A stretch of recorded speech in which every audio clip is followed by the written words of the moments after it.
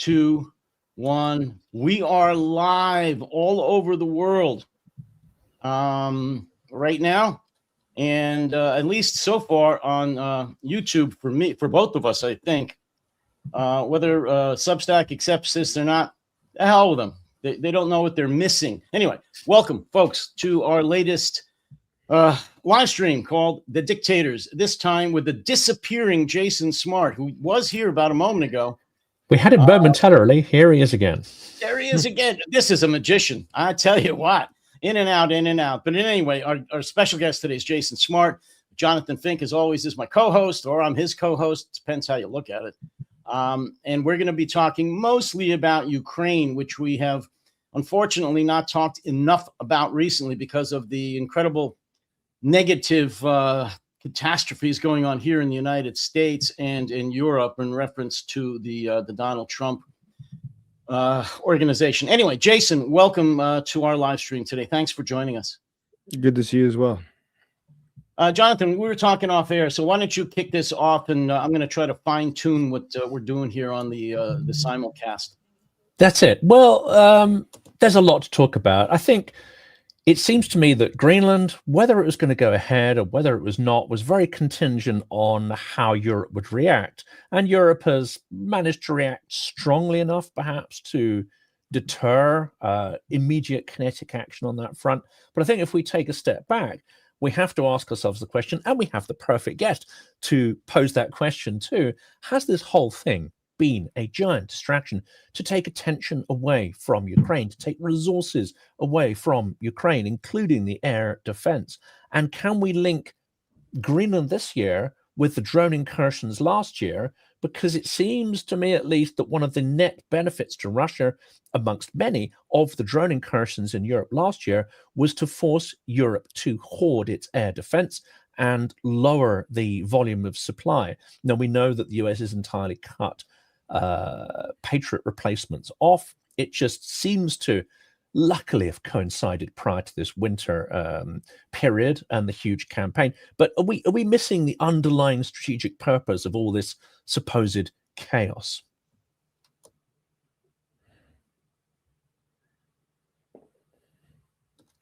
That's one for you, Jason. No, very good. Well, yeah, I mean,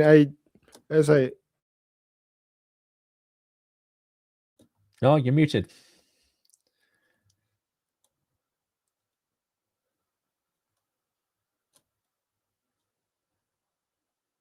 No, still muted. Something has happened there. Let's try and unmute you if we can. Looks like you're permanently muted. That's curious. How about you, David? Are you? No.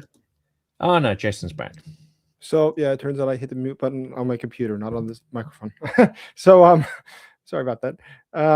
Yeah, I was going to say that I think that there's probably a lack of strategy coming from Donald Trump. I don't think that there's any sort of grand plan because, in the course of his life, I don't see that he's ever executed something that took more than a couple steps. I don't give him so much credit to think that there's something large. I think it could be much more simple. One is I think that if we look at a lot of the decisions he's made, we see what the New York Times editorial board said this morning, which is he and his family has self-enriched over $1.5 million, $1.3 million, or billion dollars, sorry, 1.3 or $5 billion since the beginning of his presidency a year ago today. I think that's something that's very motivational to him, is how to make money out of this. It seems very clear. As somebody who throughout his whole career has been essentially a con man, a scammer, this is probably, you go through all the shows, you take all the precautions necessary to look like you're legitimate and serious. Becoming the U.S. president is a very good way of doing that. And then you can start shaking down whoever you want. When we see them actively shaking down countries throughout Asia, the Middle East, very clearly in the Middle East, and globally. So this is just a shakedown, I think, of European countries, as well as a shakedown of the distraction that it provides. This is a news cycle that constantly covers whatever Donald Trump discusses or says. He realized whenever he lambasts things or says something really off the wall publicly, it draws attention to that issue and not to the issue that he doesn't want to be covered. Look back when he started about a year ago, talking about Greenland actively.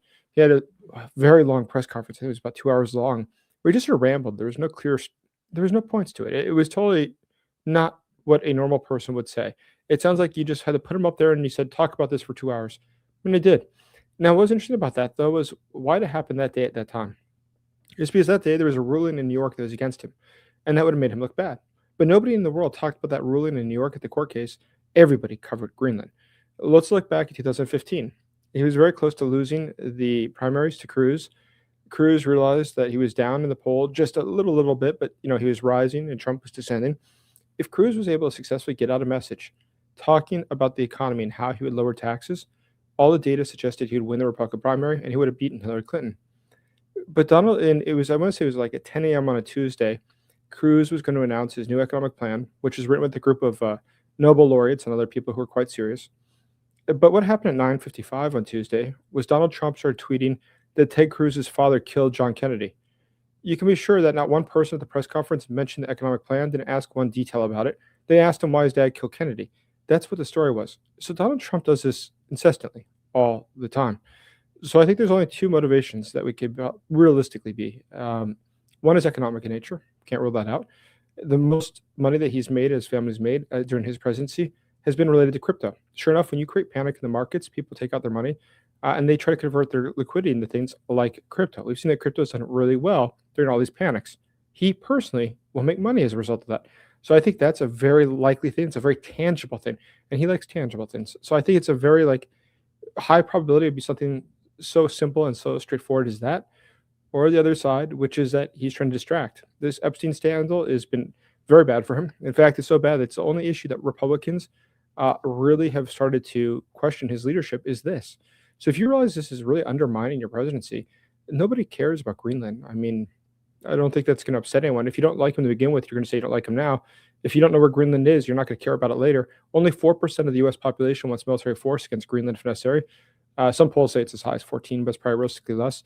Amongst Republicans, there's very, very low support for the Greenland thing. Only 3 senators have come out. Out of the 100 senators, 3 have come out with something positive about taking Greenland or acquiring Greenland. 3. And there's a Republican majority. All this dictates to me that doesn't care about Greenland. This is just a show. It's a distraction, and it also drives up profits. And both those things are to his interest. And we play into both of them when we give him so much credence. He's taco for a reason. He doesn't do what he says. He always promises force, promises the other side, and then he does nothing. I think he's just trying out the audience to see what the reaction will be. And he seems allergic to blood, doesn't he? I have to say this because I want to cut in and get in one last housekeeping thing on this. If both of you gentlemen can either go to your Substack account, because I know you're both registered with me, and click OK or accept, because I'm the only one showing on my Substack right now. It's not a special link. You just have to accept the invitation that I think goes through Substack to you. If not, then that's okay. It's like I said, it's not a special link or anything, right? I think you have to do it from your subs. You have to do it from your cell phone. Oh wait, no, you don't. You invite. It should have been sent to your email. Whatever you registered on the Substack account for me, you just click accept, because I've sent invitations through Substack to both of you. And for those that are going to watch or watching on my Substack, I'd like them to be able to see somebody else other than my ugly face, because that's all they're seeing right now. Well, I've clicked accept. So let's see. It says live, and let's see what happens there. Okay. Yeah. And again, this is always a work in progress. I still only see me, and I see a sign that says waiting for Jonathan Fink to join. So whatever that means.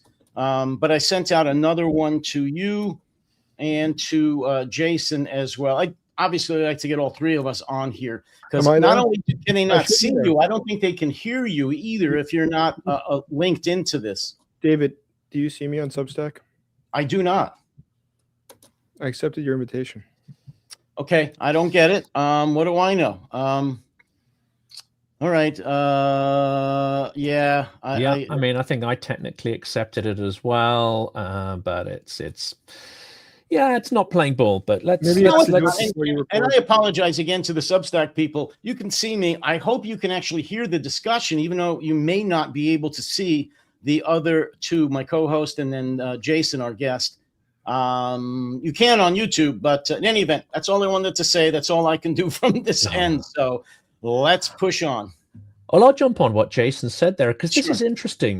There's endless geopolitical analysis. We're trying to look at this 4D chess. How's Putin influencing Trump? How is he getting narratives in there to try and persuade him that Greenland's an idea? This is an old Soviet trick, by the way. They always try to create friction around Greenland and these strategic assets in the Arctic. So this isn't a new playbook for Russia. It's quite an old one, in fact. Except this time it's getting traction, whereas in the Cold War it didn't work because, you know, allies were a little bit more allied, let's say. So if we put to one side that this isn't some kind of extraordinary three-dimensional chess, and that actually Putin is taking the advantages where he can, he doesn't have a big long-term plan. Trump is doing the same. Is it worth, you know, descending into the sort of psychology of, you know, Goodfellas or something here? Is Trump's strategy literally as basic in that and the so-called board of peace to say, like, nice country you got there, shame if something happened to it, you know, cough up and we'll make sure that your nice country stays looking nice? Wow. By the way, I apologize to interrupt you. I fully agree with you. I can't tell if it's sharing on Substack. I'm doing my best to figure this out, David. I'm sorry if it's not. I really tried. Substack is a pain. It really, but yeah, we'll fix it next time. I'm sorry about it, guys. I tried. I don't know. Yeah. So this is a shakedown. This is just a shakedown, right? Yeah. I think it really comes down to that. As much as I don't give him so much credit, I think that we can't say, you know, I don't think we dissect enough really a meta-analysis of what it all means. So we can come to a conclusion that somebody is stupid. We can come to a conclusion that somebody's dishonest. We can come to a conclusion that somebody is pro-Russian. But one of these things is probably going to be the dominant force that's driving decision making. Now, I think that in his case, from everything I've seen his life story before the presidency, he's much more. He doesn't have any ideology that I can identify. I mean, other than the fact that I actually knew a guy who did a serious study about what he said since the 1970s about different issues. The only issue he's been really uniform on is that China's bad, and that tariffs are a good thing. He's been really clear on that. Outside of that, there's really nothing else. I mean, back in the 80s, he was saying that, so that's not new. Back then, it's Japanese. He talked a lot more about. But either way, it was tariffs are a very good thing. Okay, we see that reflected today. But there's something else that I think that is ideologically consistent, is that he finds whatever way possible to make money. And we see that he is very rash in decision making throughout his whole life. We see that he's very flippant. Look at even the business decisions, how many companies have gone broke, or projects. I'm not even the big companies. I mean, he himself's gone broke, but talk about the really big projects or even the small projects, such as, you know, Trump Vodka, Trump University, choose the one that's gone bust. We see that all the time. So I don't think he has a lot of consistency. It's not like he has a dream of building this. Somebody pitched him an idea. He said, yeah, sure, give it a shot. Let's see if it makes some money. Trump steaks, Trump vodka, Trump. Oh, the list is as long as you're on. Vodka. Yeah, so all these different things. Trump Vineyards. So anyways, I think that there's a Trump Airlines, which is my favorite one, just because I read an article with the interview, I should say, with the people who helped start the Trump airline. And they said that in the meetings, not once did he want to look at the spreadsheets, the Excel sheets. He would just say, show me a picture of the model airplane. And they'd show him a picture and they'd say, make Trump bigger on the back of it. Everybody should be able to see Trump. And I was like, you know, and I think that, and it's anecdotal, of course, but still, I think that does highlight the sort of person he is. I think he thinks about the headline. He doesn't think about the text in the article. He thinks about the headline that's going to come from it. And so I think when we're talking about something like Greenland or even Russia, you know, I actually do push back that he himself is pro-Russian. I don't agree with that. I think he's pro-money. He's happy to go wherever that is. Why limit yourself to Russia when you could get it from other sources as well? And if it happens to help X country instead of Y country, he'll do that. I don't think he's tied to Russia. I don't see any clear idea that he's ideologically tied. I think he will do things that are against the interest of the United States or against Ukraine because he sees a buck in it. But that's not because he's in favor of those people as much as he views them as potential for making a profit. And it's just that simple. I think that's really the dominant driver. So that's why I disagree with a lot of people who, for the past year, have really been losing their stuff, saying, oh, it's because of this. Let's be more simple. You can't be both strategic and at the same time truly in your economic interest. You can be one or the other. If you're strategically interested in helping Russia, you wouldn't do a lot of the things he's done. But if you're really just looking out for yourself all the time in every situation, you can have the sort of maneuver as he does. He goes one extreme or the other extreme, does something that doesn't make sense at all, something that sort of hurts Russia, but then another thing that sort of helps Russia. No, he's trying to figure out how to profit from this. No, I agree with you. And there's been a lot written about that recently. I've been saying for, well, as long as he's been alive, that the key word with him is moron. He doesn't have an ideology. You know this, Jason. You're pretty much saying that. He doesn't have an ideology. He doesn't think strategically because he doesn't think. He does knee-jerk reactions to whatever happens at the time. If it upsets him, if it pisses him off, if it makes him happy, angry, then he reacts to that. And sometimes that aligns with the ideology of the Kremlin, but that's only like a broken clock that's right twice a day. It's just happenstance. It's not that he really thinks about Kremlin ideology and Putin and historic Russia. He doesn't know any of that. He just does what he does because it feels good at the time. And it's always what makes what's good for him. How does it make it feel for him? And does he believe it's going to make him money? Just in the last day, I think 24 hours, it's from, I think it's from the State Department, American State Department. Trump has said he wants to not only take over Greenland, whether it's through economic or military force, but then he wants to rename it Trump land, which I totally believe. And I really do believe this. And he actually showed a map, with Greenland as Trump land. We're dealing with a 6-year-old in a grown man's body who is probably also suffering from dementia. And David, I have to ask, is that real? Did he really show a map? Yes, he did. Where it said Trump land? Yes, he did. Holy yes, shit. he did. I missed that. We all have to believe everything. Before, until recently, people keep saying, well, it's Trump being Trump. Trump being Trump is a dangerous lunatic. And I think that was the exact quote from The Atlantic, an article yesterday. He's a dangerous lunatic. He's not just some guy that is walking around in his pajamas and you shouldn't listen to him. He is a guy walking around in his pajamas, but we have to listen to him because he's the president of the friggin' United States. He's got a nuclear arsenal and a huge military behind him and sycophants and cult members that are doing everything he wants. There's no checks and balances. The Supreme Court's basically a rubber stamp. And yes, I know I'm going off, but things are getting worse here every day. He's thrown out martial law again. That's going to happen. He doesn't say anything without eventually doing it. This is interesting, David, because you just said something really fascinating here, which is the nuclear angle. Putin weaponizes and uses nuclear threat all the time, as did the Soviet Union.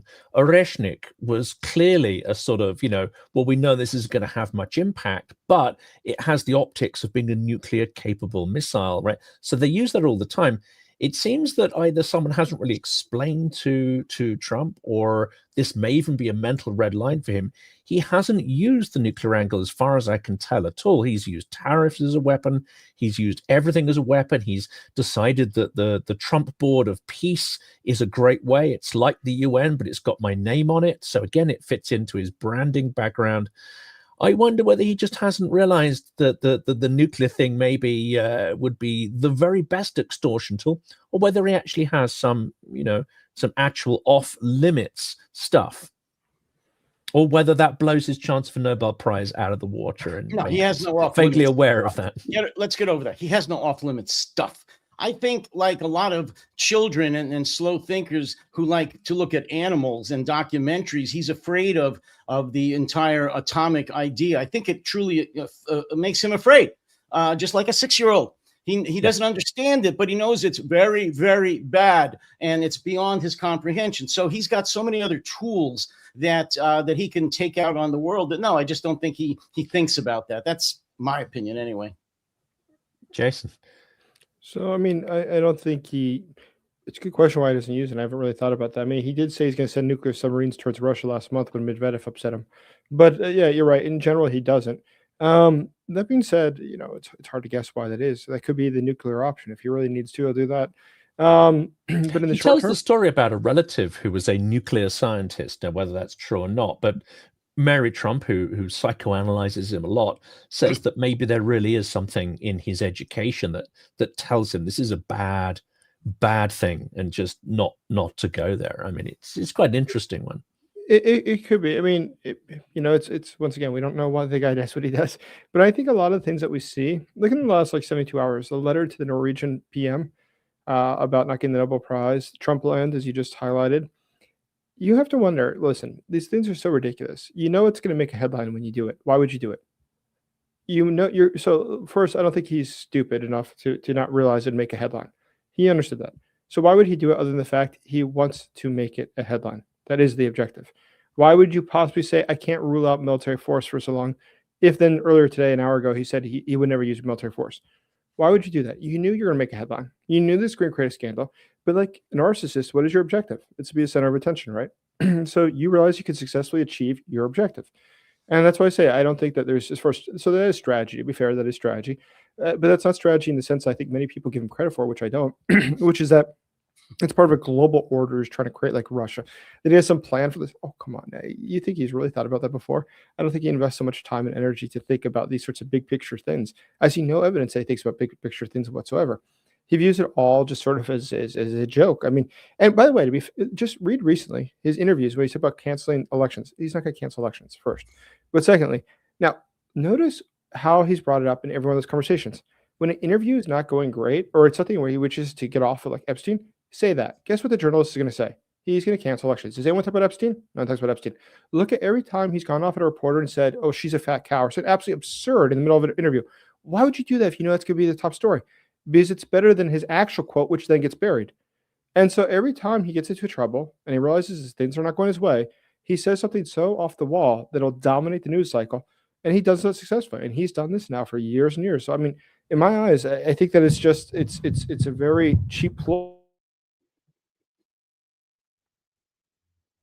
It's a cheap ploy that he's used successfully now for years. Do not underestimate him. How many things that people say that he will never do that? It's just Trump being Trump. And here we are today. I tend to agree. I don't think he did anything. What did he do, though? I don't see anything radical done. I'll say again, I'm sorry.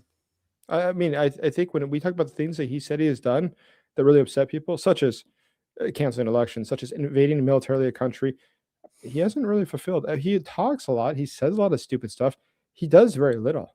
I mean, like in actual terms, I can't think of very much he's done that's really phenomenal, good or bad. He doesn't do anything. He talks. If how about military on the streets? How about giving a $1 trillion budget to ICE? How about all of the crazy immigration related tactics that have been going on for the last several months? He said he was going to deploy troops to the streets of America to keep us safe.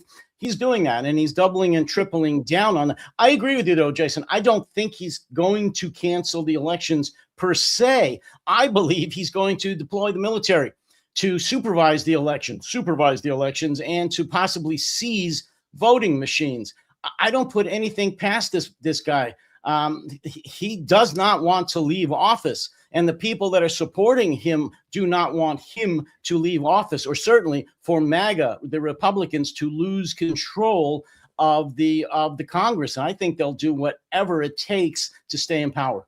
You know, I don't really think so. And I think that if you look at his last campaign, it's very clear he didn't care about the outcome of the election for the Congress and the Senate. I mean, throughout their campaign, they refused to open campaign offices in the rest of the states. They refused to allow any of the money to be diverted for the Congress.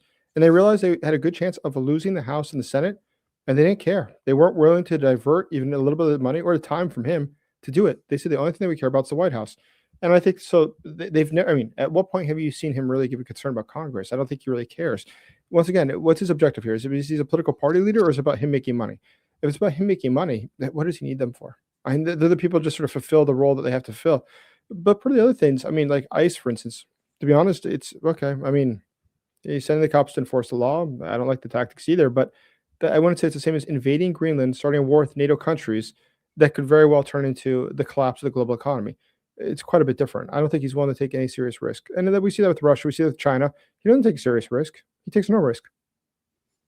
Well, he doesn't want, you say, how can he make money? He only cares about making money. Absolutely, I agree. But if he's not president, or if he is in prison, or at least there's court cases that are trying him and putting him in prison, he's not going to make money. If he's out of the White House, he loses power. He's not going to be able to make money. He will do anything to stay in power. But David, one, he can never be prosecuted for anything, because when he leaves office, he'll give himself a pardon. That we can be sure about that. So we can be absolutely certain there's nobody in this White House who will ever face any sort of justice. Never. In a million years. We can't hope on that. Look at all of our social security data, which we know at this point was taken by Doge. It's been used now by private companies. It seems that foreign companies or countries already have it now. All of your income data, all of your healthcare data, it's already been given over to foreign countries. And that's gone forever. But whoever did that is definitely going to get a pardon. So there'll be no punishment for it. No, I absolutely agree. I just think, I don't know. I just think that Donald Trump / MAGA are never going to intentionally, willfully give up power, period. You can say what you want about that. That's what I truly believe. And I think it's been borne out every day with every new catastrophe in this country. And Anyway. all the time, the mechanic works, which is deflecting attention from Ukraine. I mean, we've proved it here. We haven't yet talked about Ukraine. And it's understandable why. But, Davos has been totally taken over by this. The global media has been taken over by this. I know, Jason, your story is cut through on YouTube because you tackle things like the Russian economy, and you really seem to sort of hit the vein of really what activists are looking for here. They want to know what's happening in Russia. They want to know that it's weak and that will eventually be defeated, which I think we all subscribe to that view. But on a broader picture, it is really tough cutting through in the mainstream media because of all this oxygen being absorbed by Trump. Whatever his strategic intent, it succeeds because it dominates the headlines, dominates the discussion, dominates the podcasts. Right. No, I think you're right. And so, I think that Russia, if we think about Russia as a country, one thing that we've discussed this many times, I won't repeat everything, but one thing that Russia realized many years ago is that after World War II is that simply to wage a conventional war is expensive, high risk, and they've actively avoided that since World War II. You'll say, how about Ukraine? I think that Ukraine is quite obviously, and their objective was to have this 3-day military special operation where they'd swoop in, change out the leadership, and everything would go great because they said 75% of Ukrainians want to join Russia anyways. This won't be a problem. So that was a miscalculation. But either way, generally speaking, they avoid military conflict because it's simply easier to do things like use Wagner Group to rent them out to other countries or to use them for specific sources. But moreover, to control countries through the decision-making of those countries, reflexive control. How do I get my enemy to do what I want him to do, which is in my interest? And I think that's something they're very successful at, because you look at how often they manipulate foreign countries to do things that are inherently against their interests, whether it be, in the case of the United States or Europe, we see both where Russia does it. Now, to get to the point, though, is overall Donald Trump at this point does a lot of things to give Russians great ammunition. We've seen the support that he's gotten from Dmitry Medvedev 2 days ago, who said, Donald, you better hurry up on Greenland and take it. It's a great idea. You absolutely should do that.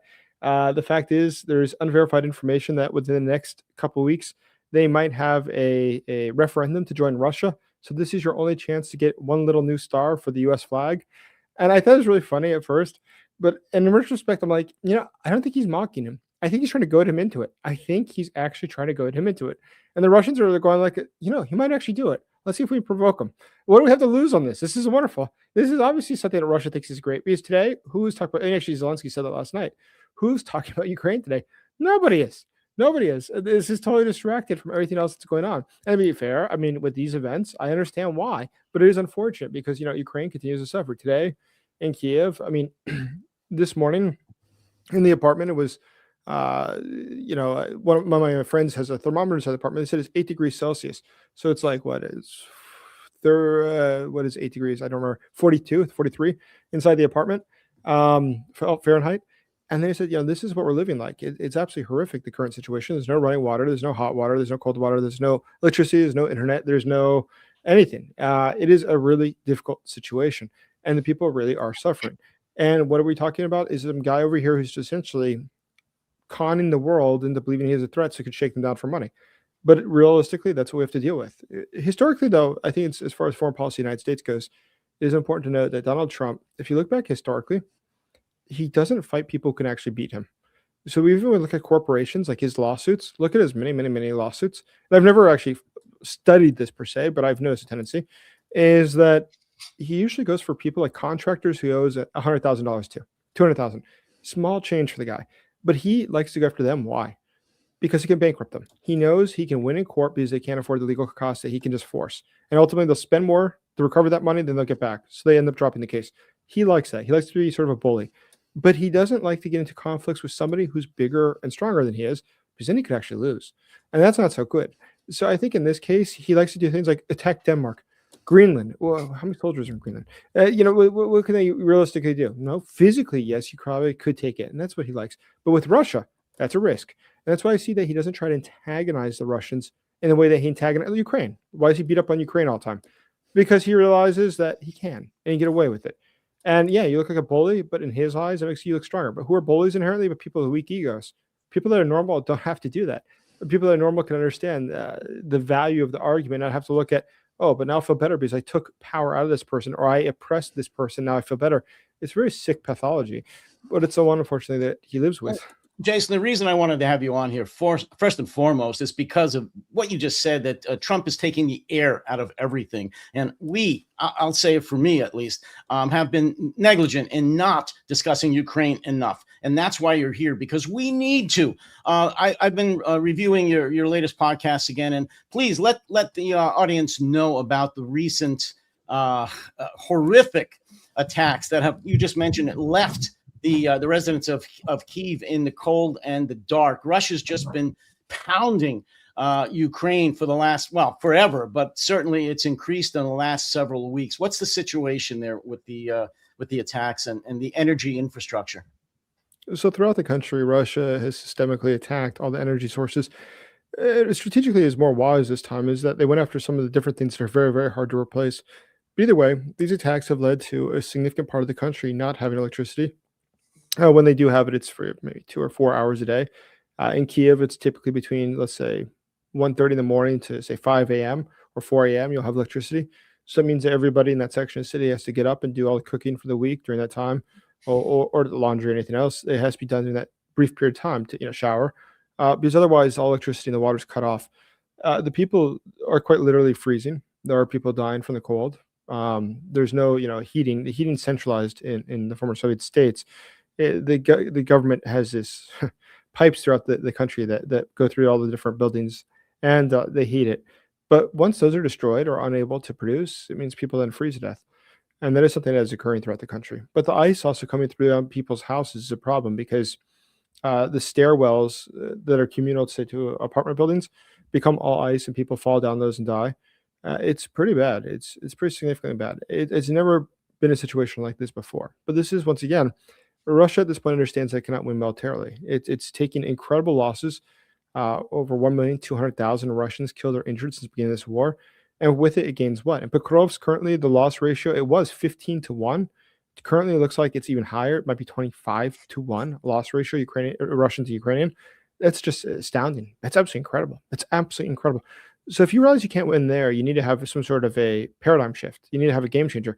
But a paradigm shift would not be another attack on the battlefield, because that's the same thing again and again. A game changer in this case would be something like the Ukrainians are so far behind, they're so freezing or dying out, that they have no option but to negotiate. That's what Russia's trying to do. Now, on the other side, what was a game changer for the Ukrainians? Remember when they started attacking the oil refineries inside of Russia? The objective is what? To make it impossible for the Russians to continue waging war, to take away their capacity to continue waging war by destroying their economic system. And they are doing that effectively.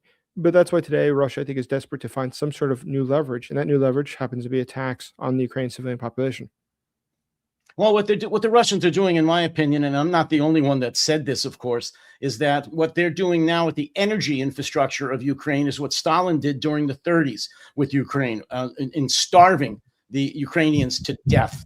He's right now, Putin's trying to freeze the Ukrainians to death, all of which is a huge war crime and crime against humanity. And yet the world, pretty much shrugs. And it's just intolerable. I don't know what else to say about that. This is a massive war crime going on every single day, and nobody's doing anything about it for the most part.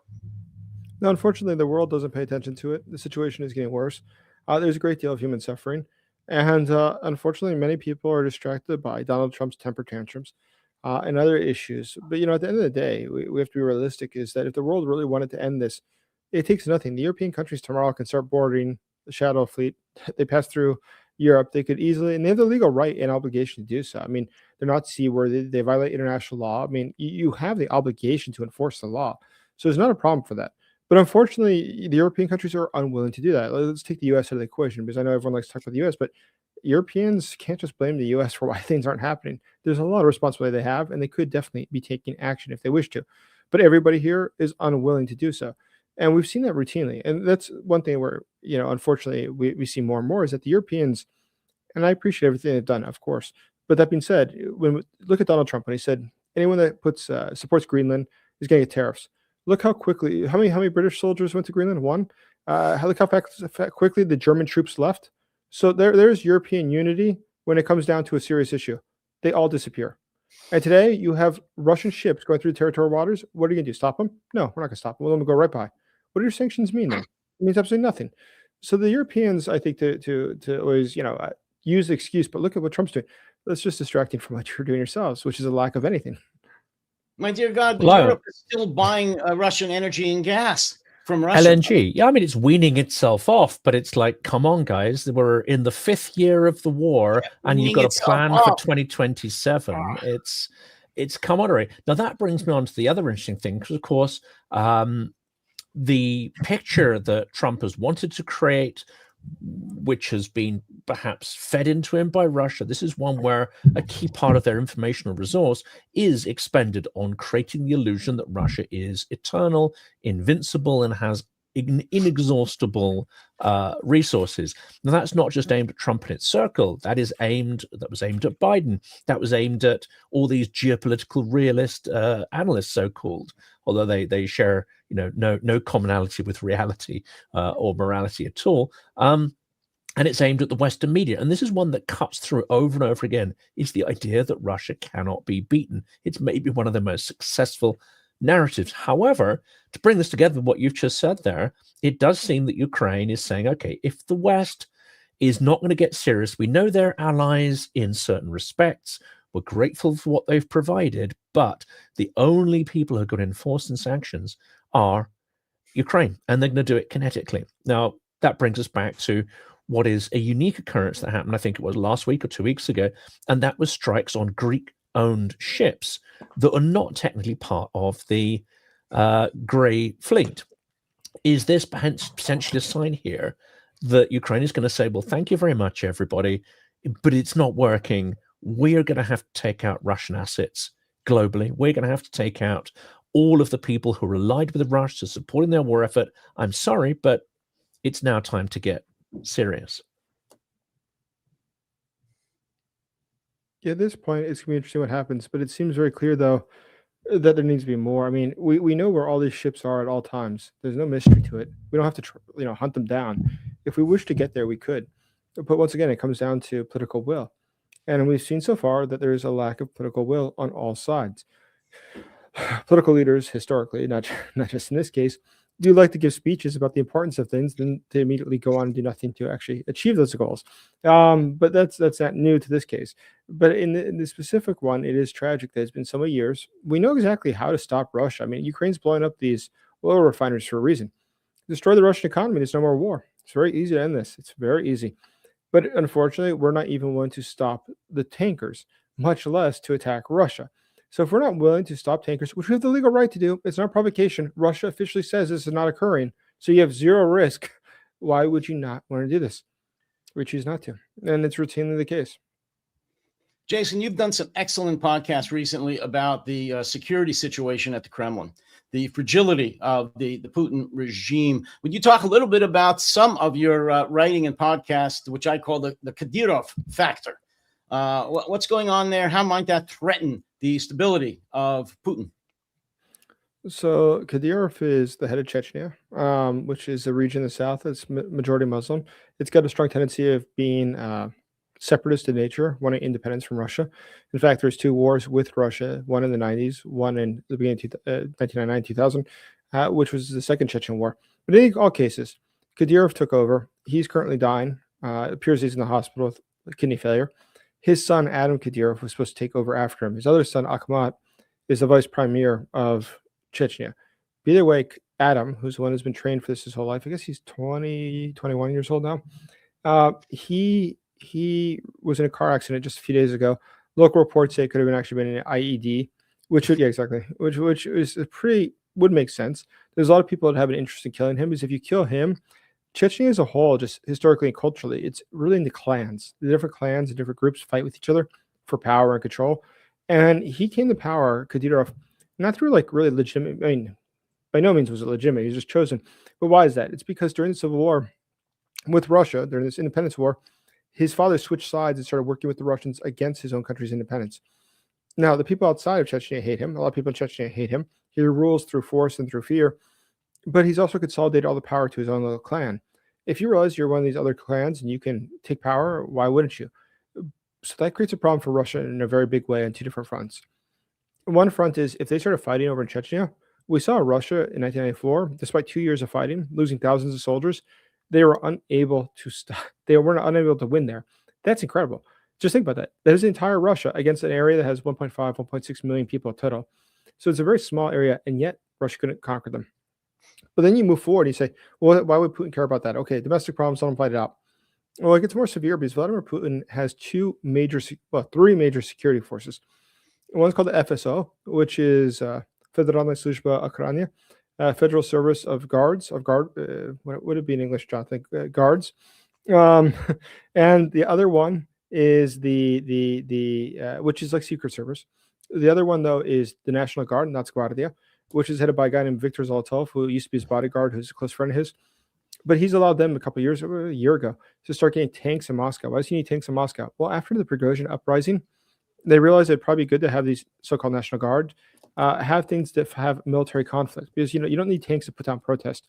You need tanks to fight off other armored divisions. And in this case, that could be people like the Prigozhin folks. So they're worried about that. That's why they're allowed to have tanks, which is something the military didn't like. It's something the intelligence service didn't like. But there's a third factor here. Let's imagine that there's betrayal occurring within the FSO.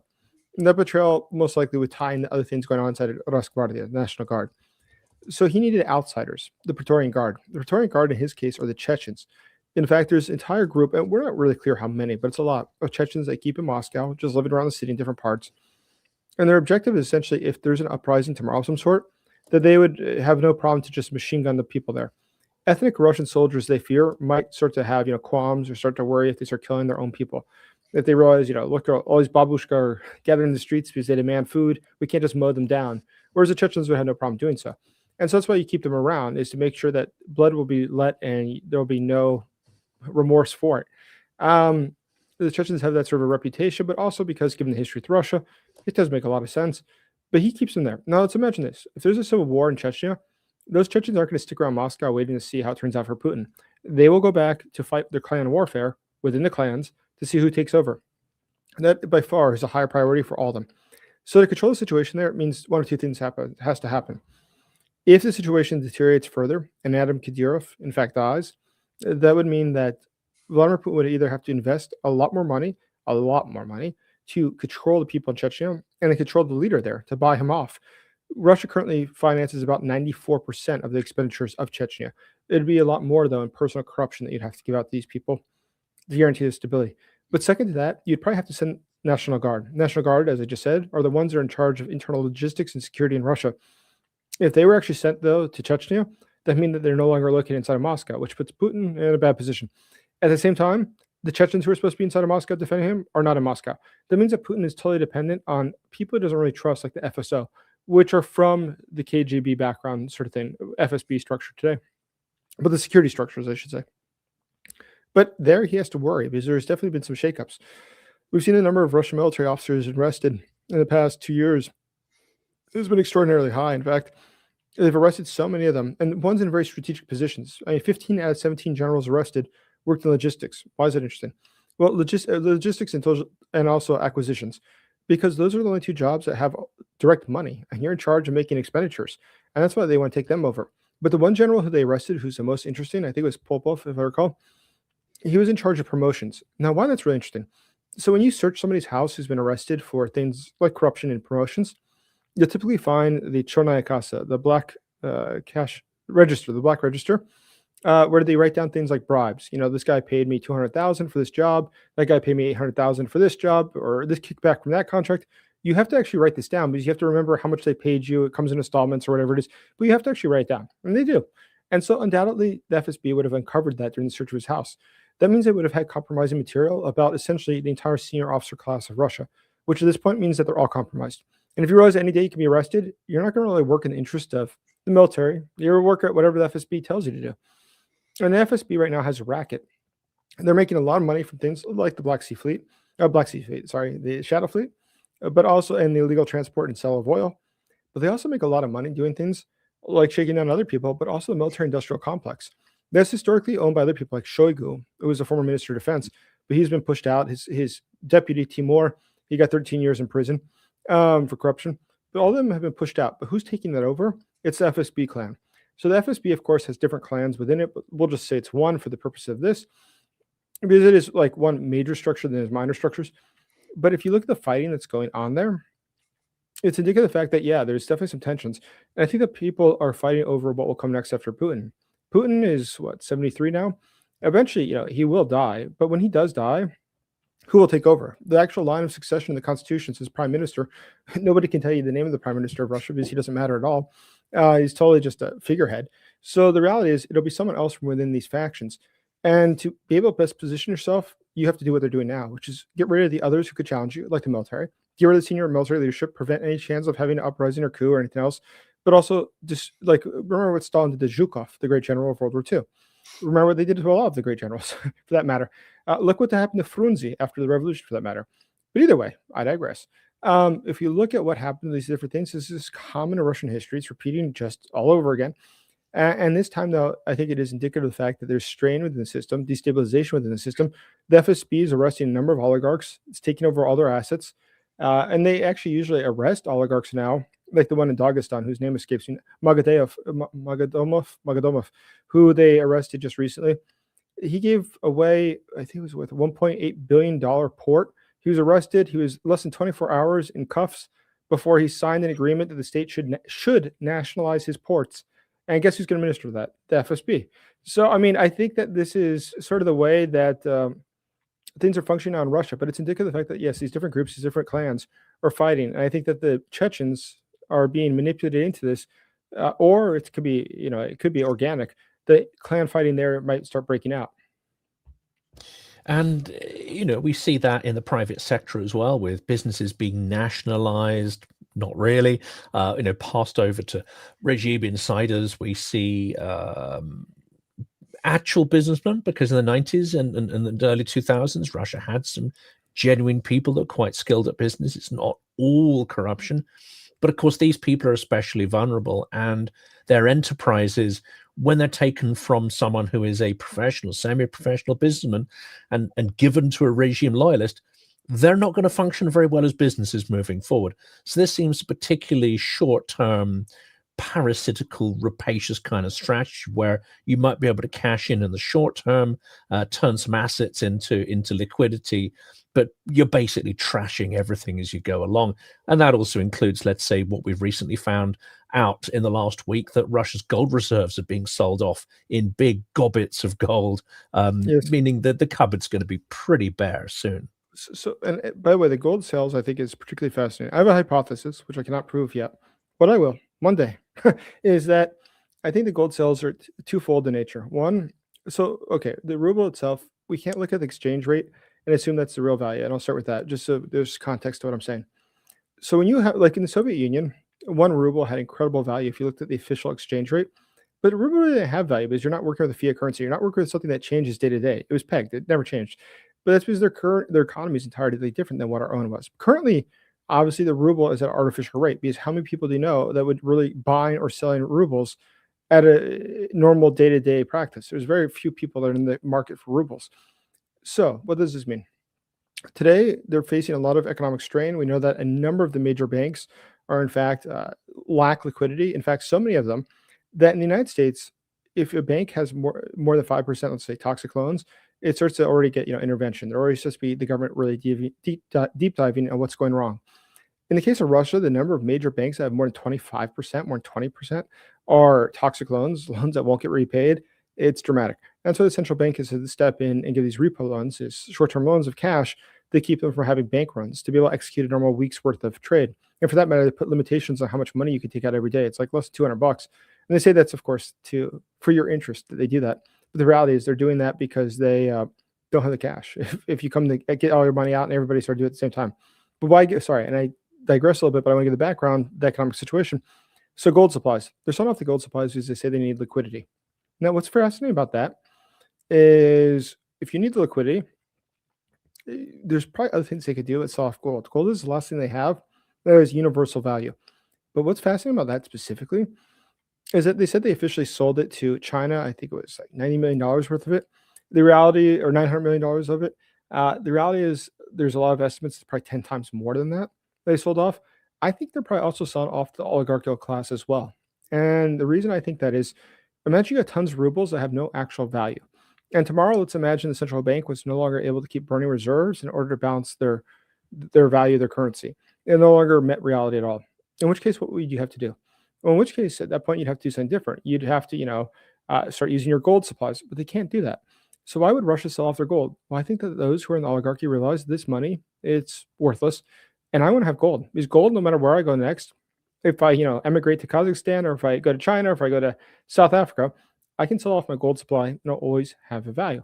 Eternally, gold will have value. Rubles, not so much.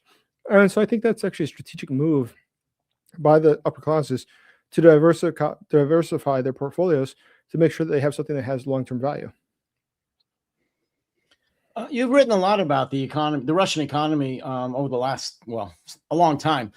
How close, in reality, is the Russian economy to, I don't know if you want to say crashing, but getting to the desperation point where it may influence their foreign policy? Is it anywhere near that, or is it pretty stable regardless of what we're hearing in the West? So, I'll let Jonathan answer as well, but I was going to say, so there's a few different things to say about that, and I'll try to be succinct. Is that first, it is definitely dying. It's definitely terminal. And I would say it's like when you go to a doctor, he says it's terminal. He might not say exactly how many days you have left and what time you're going to die, but he says, at this stage, it's definitely terminal. You're on the way out the door. That's the Russian economy. We see all the signs. It's imagine having this pressure cooker that's cooking, and we see it heating up. It's starting to shake. And you see the bolts start to fly off. It's like, well, when? I don't know, but it's definitely not going the right direction. And every minute, we see getting redder and redder and redder. We're going to reach a point where this engine is going to blow up. We're getting there. What day that's going to be depends on outside factors. A lot of different things could happen. They lost 20% of their national budget just 2 weeks ago when they stopped being able to sell oil in the capacity that they were to India and to China.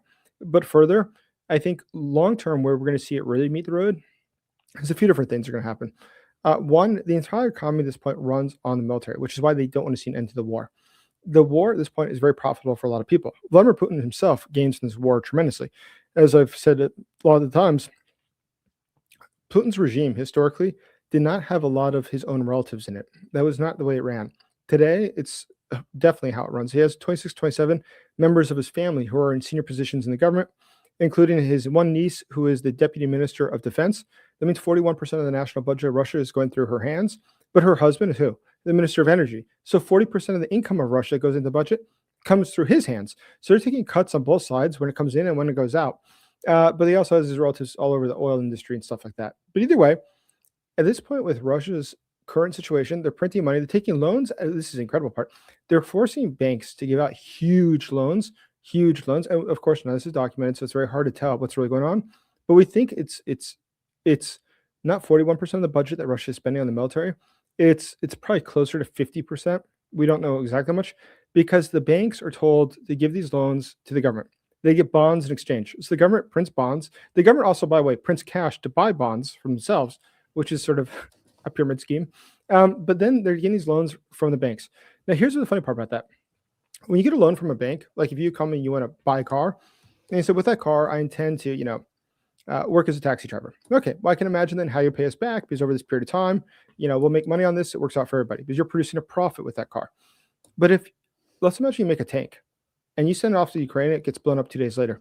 That tank's not circulating anymore in the economy. It's not like you can resell it and somebody else can deliver pizzas with it and it'll still make money and still it generates revenue in the economy. It doesn't. It stops dead right there. And he can't even have the scrap metal to sell.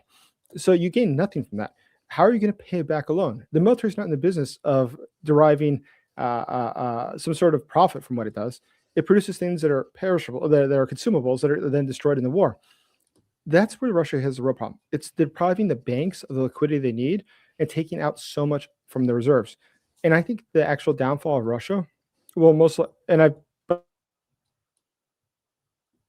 my bet for how it all ends for Russia or for the Putin regime, the most likely scenario is one of two. It's either just a violent coup where somebody just kills someone to take power, as I indicated earlier, or two, something like a banking collapse. When you have one bank that tips off the next bank, tips off the next bank, and has a collapsing effect within the banking sector. There's in fact a thinking, what's it called? What's it, not thinking group, what's it called? Think tank. Think tank, jeez, thank you. I was like, that think group does not sound right. So thank you. It's been a long day.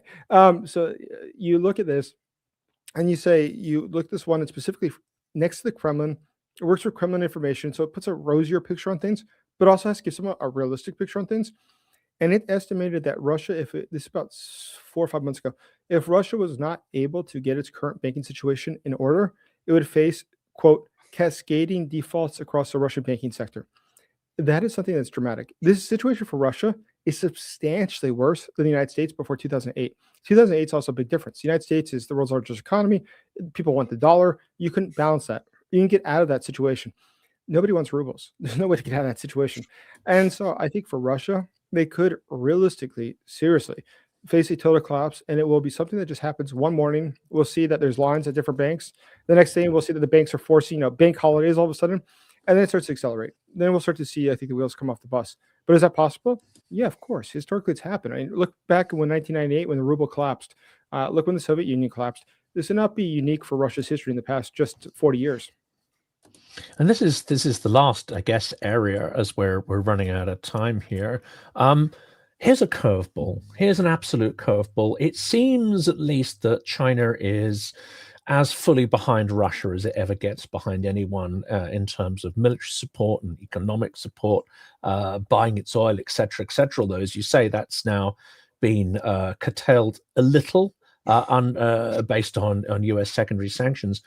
What if China's playing a bigger game, which is to scare the world into, or let the world burn, while trying to maintain this idea that you might not like us, but we are now the stability. We are now the most stable economic and political power in the world, right? Make a deal with us. At some point, does Russia become a danger to China's big plan? And you start to see countries peeling off like Canada and starting to make that kind of deal, buckle under a new world order. We all would prefer to have a stable US and the post-World War order, but everyone now is realizing that's probably gone away and it's not coming back, at least maybe for decades, or facing this turmoil. At some point, Russia's kind of psychotic, rabid dog act is going to damage that and being associated with it. What happens if China just drops Russia like a stone?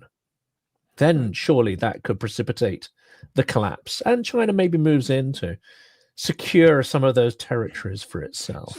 So I think it's definitely going to happen. It's a matter of when, but I think the way that probably work out, keep in mind, China's trade with the Netherlands is 2 times more than its trade with Russia. Russia is an insignificant partner for China. Unlike for the Russians, quite the opposite, is a significant partner. But yeah, it's like 3 to 4% of trade with China is with Russia. Now, by comparison with the United States, it's about 15%. But either way, back to the point. What it would probably look like, I mean, looking at how China has historically operated, is that they're very good at one thing. They've learned from history that it doesn't really help you to occupy territories in the sense that you have to administer them. What's the best deal is you go in and you loot them and let them keep it to administrate it. So then you don't have to worry about the population. You don't have to worry about, fixing all the things or take care of the social security for these people. No. Much better.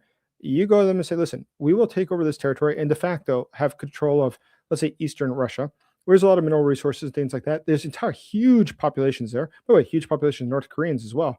But there's huge populations already there of Chinese. We will operate as we want. We will give it the exclusive rights due to what we wish here.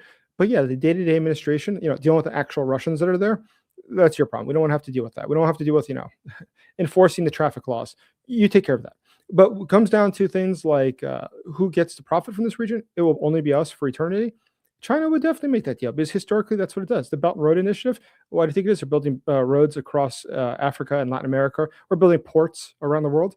It's just they realize if you have the means, like they're going after now, the means of control, the means of the economy, that is everything. And at this point, they're effectively doing that globally. And Russia would be no different. At this point, though, Russia is still a useful idiot.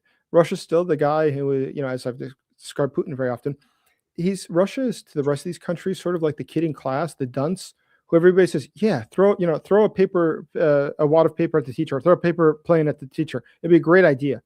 And they all encourage him to do that. And as soon as he gets caught, they go, it's his idea. I have no idea why I did that. It's terrible. and he gets the one sent out of class. They use Russia like that. It's the idiot who does whatever everyone else does to destabilize the world system, which benefits all of them. They all enjoy this. and we'll sit there and encourage you to do it up until the minute that we have to pay the cost for that. And none of them seem to be willing to pay the cost for that. Talking about idiots, it's amazing how America seems to be paralleling Russia and shooting itself in the foot and, destroying what it's built up over the last 100 years, certainly the last 80 years. Jonathan, unless you want to add something else. You've got a regressive circle there. It's like one of these images, if Putin is the class, psychotic dunce and China's whispering his ear, then Putin's also whispering in Trump's ear. He's one layer down. You're doing what the dunce is telling you to do. Oh my God. Yeah, that's about the level for Trump. Again, I think, Jonathan, you said we're just about out of time. We had a question, which I think, Jason, you did actually touch upon. The question was, what about if both Kadyrovs, father and son, pass on in the next little while? What's going to happen? I think you mentioned about the increased security risk to Putin and the Kremlin, unless you want to add a couple of thoughts to that. Sure. For that person, I would just check earlier in this conversation because we did sort of get into that. But in short, I think there's two major things. One, domestic to Chechnya, would be that there is a serious risk of having clan warfare, which turns into a civil war there, which would then probably take the intervention of Russia to stop. But the second thing is that it provides for Putin a serious security risk in the sense that his own security is provided by Chechnya. The Chechens we often mock as being the TikTok soldiers, the guys who put all these videos online of, shooting things, essentially shooting into the air and claiming that they're in battle, but they're not actually in battle. Why is that? And actually, when the Prigozhin troops showed up, if you don't recall, the Prigozhin troops beat up the Chechens. The actual Chechens, the main units of Chechens, were 100 kilometers away. It took them 5 or 6 hours, and they weren't able to make it. They said traffic was too bad. What a joke. So the fact is, they're useless. But still, in the eyes of Vladimir Putin, they're his last defense, his last hope, the Praetorian Guard. The Praetorian Guards take cash. They're not there for fun. And if you're not willing to pay them, or you can't pay them, or there's clan warfare back in the homeland, you decide that's more important, then you got some serious problems. But then they're certainly up to assassination and gunning down protesters. I mean, that's the kind of odds that they'd be quite happy to deal with. No, definitely. I mean, Chechens have a reputation for brutality, which is unique in this world. And I mean, seriously, if there's no other country I could think of that has such a strong association with absolute violence, especially in the case of Russia. I mean, Jonathan, this is going back in the 90s, even talking about like Chechen assassins was a common thing. I mean, the guys who killed themselves were Chechens. It's an Nemtsov assassin. Yeah, they were Chechens. But you look at a lot of assassinations in Russia, they're done by Chechens because they'd be counted on to do things like that. But actually, look at the guy who got released in Germany. I can't remember his last name now. I'll come in a second. In the last prisoner exchange, who was he? The one who killed the guy in the middle of a park in Germany? Chechen. Once again, there was a shootout in Wildberries. Yes. Again, that's where the economic warfare, the blackmail comes to the surface, and of course you've got Chechen bodyguards shooting it out in the central Moscow. See, I think we're out of time. Yep. Sorry. No, please. Last word to Jason. You have the last word, Jason. No, I was just going to say, I agree with both of you guys that the current situation is fruitful for Russia's interest in the sense that it's distracted from Ukraine. It's distracted from the actual national security priorities of the United States and the real enemies and threats that we have. And unfortunately, that's also current events are destabilizing transatlantic relations, but also domestic security for Britain and the European Union. And obviously, this is all having a very detrimental impact on Ukraine. Ukraine today is suffering a tremendous amount. And that's really, I mean, it's unlike at any other point in the war, by far. It has not been as bad as it is today, given the lack of heating, lack of energy, lack of all the basic services like water, which means that, diseases will also spread in the population at a higher rate. This is going to be really, really bad. And unfortunately, it's not getting the attention it deserves from the world because outside actors have decided to prioritize things like Greenland. There's so much, as always, we haven't been able to get to. Jason Smart, thanks a lot for joining me and Jonathan today on the live stream, and we hope to have you back very, very soon. You take care. Thank you, guys. Thank you.